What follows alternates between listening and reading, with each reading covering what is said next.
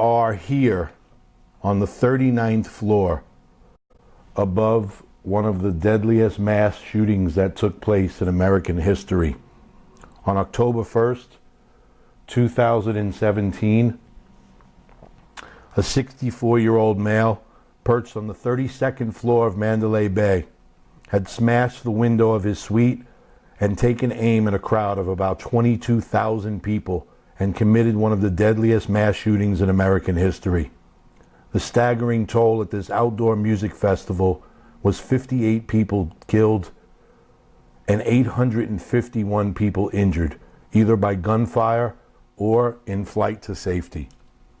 The reason why we're having this live conversation is to discuss some ways that you can prevent an active shooter situation from occurring,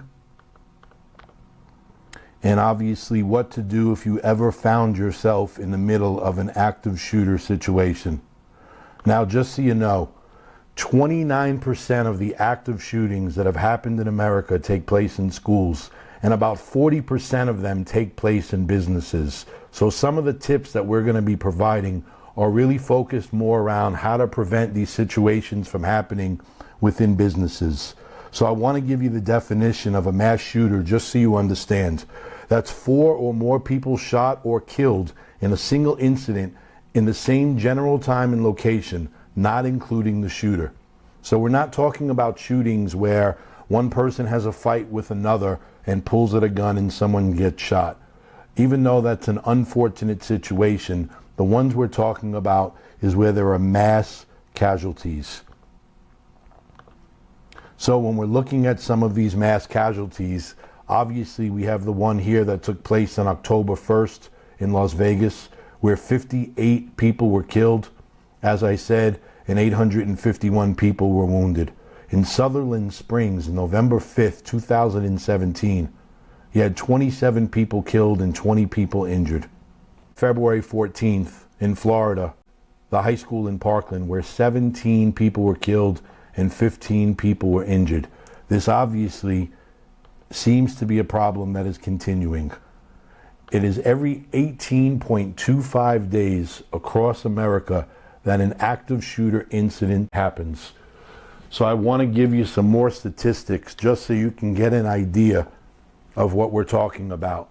In 2014 and 2015 alone, there were, in 26 different states, there were 40 incidents. 3 of those incidents involved females and 39 involved males. Now I know the math doesn't work out right, but usually it's a lone shooter, but there were a couple of active shooter incidents that took place where it was a male and a female shooter. That was 231 casualties alone just in 2014. So looking at some other statistics, according to NYPD, 46% of the shooters needed to be taken down by application of force of police or security and were killed by either the police or some form of security. And 40% of the shooters committed suicide. So do the math. That's 86% of the people that were willing to die for whatever their cause was, and they killed innocent people while they were doing this. So what I want to talk to you today is about some ways that we can prevent this from happening. So first, how about being observant? Observing your area, having your head on a swivel, having that situational awareness, and looking for alert signals. Do we see someone who's sitting in a vehicle looking suspicious in front of a location? It's 100 degrees and someone is walking around with a trench coat on down to their ankles. We see someone carrying a case that may look like they have a gun. Or possibly they're printing. And what I mean by printing is you can see the firearm coming out of their shirt. So again, this doesn't mean that someone's going to do something wrong or take lives, but there's more of a chance of that person doing it than the average person where you don't see these alert signals. What about our front doors and our back doors in businesses?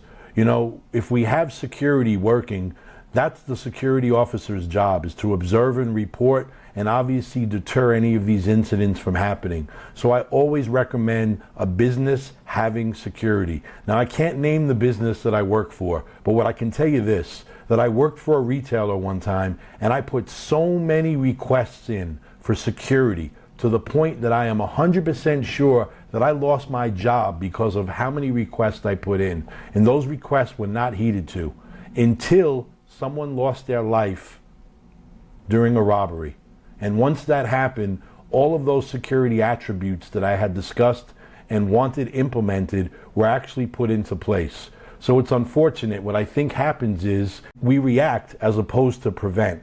And we want to prevent an issue from happening. So we want to make sure we have the right security attributes in place, whether that be cameras or something as simple as locks. If there's a lock on the door, lock it. It's pretty simple. It sounds pretty elementary, but you'll be surprised how many people keep doors unlocked. We want to have communication. So let's take a hotel, for instance. We're at a hotel now. We did a presentation at a couple of hotels, and what I discussed is the first line of defense is valet. Those people actually have guests handing them their keys. So what happens now? The valet person gets into the vehicle and they're able to see everything in the vehicle. Are there any prescription medications laying around? Is there any illegal drugs laying around in the car? How about, is there a firearm visible? Or how about ammunition or possibly a magazine? The guest also gives them the key and pops the trunk so they can see what luggage they're pulling out. Again, we're not telling them to violate anyone's privacy and search the vehicle, but if something is right there in clear eyesight, why not report that to security? Why not report that to human resources or to a manager so that everyone is in communication? We want to make sure we have an emergency action plan in place, and we want to make sure that we're providing training, because if we're not training our staff, how are they going to know how to respond to an active shooter situation? So think about it. When we were in school, we did fire drills. Why aren't we doing active shooter drills? Why aren't we having someone like myself or another company for that matter? But Credible Security Solutions can come in. We can conduct a 60 to 90 minute training presentation to let all of your employees know what to look out for an active shooter situation, how to handle it if it was to occur, but mainly how to prevent it from happening, how to look at the situational awareness techniques that we discussed, how to look at detecting dangerous demeanor, what it looks like when someone's coming in with the body language of a premeditated attack or someone who just has loss of control, someone who got angry over a matter. But again, what about all the domestic violence disputes? How many times have you heard about a husband who got mad at his wife and wound up shooting his family and shooting himself? If something like that was to happen in a hotel or possibly even at a place of business, remember we said 40% of these incidents happen in businesses. So how about that husband or wife works at your job, works at your industry? That active shooter situation can take place because of that, and we need to be ready mentally and physically. So talking about the business, what about employees? How do we know we don't have a disgruntled employee? They were written up for something, maybe they didn't get the promotion they felt they deserved, or how about they were terminated? So we want to look out for certain behaviors. Someone who's antisocial, someone who has signs of vindictiveness, they have the victim mentality, they have extreme paranoia, persistent anger, violent thoughts. They may even have posts on Facebook that talk about guns or hurting people, controlling personality traits, possibly difficulty holding jobs, so that would help in the human resource department. Why did someone have 10 jobs? Why were they fired from 9 of those 10 jobs? So that's why interviews are extremely important when hiring.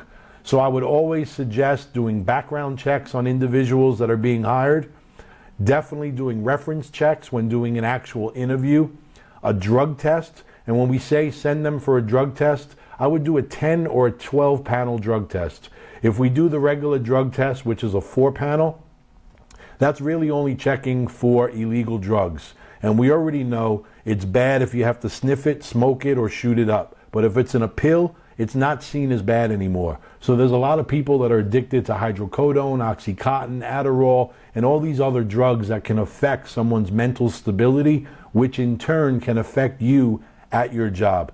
Someone who has strange behavior. They've worked with you for 3 years and they've been a certain way, but all of a sudden they're acting different.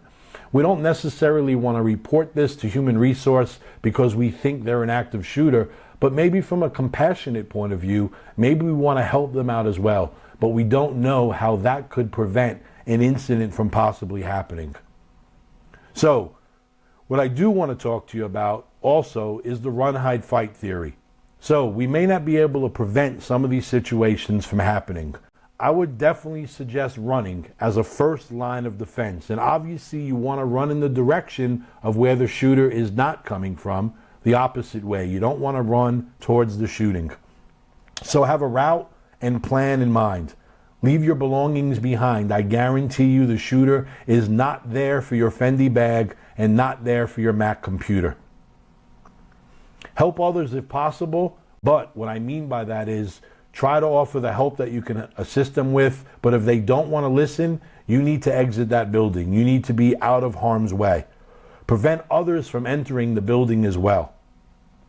Follow the instructions of police if they're arriving on the scene, and don't move wounded people. You may injure them more. If they're wounded, unfortunately, you're not a medic. You need to keep yourself safe and anyone else that you can keep safe, and at that time you need to leave the building. And as I said, call 911 when possible.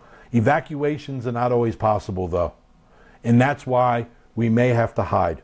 So with that being said, shelter in place, don't freeze, but also be out of the shooter's view. There was an active shooter situation that took place in a department store. You can YouTube this and you can see this video.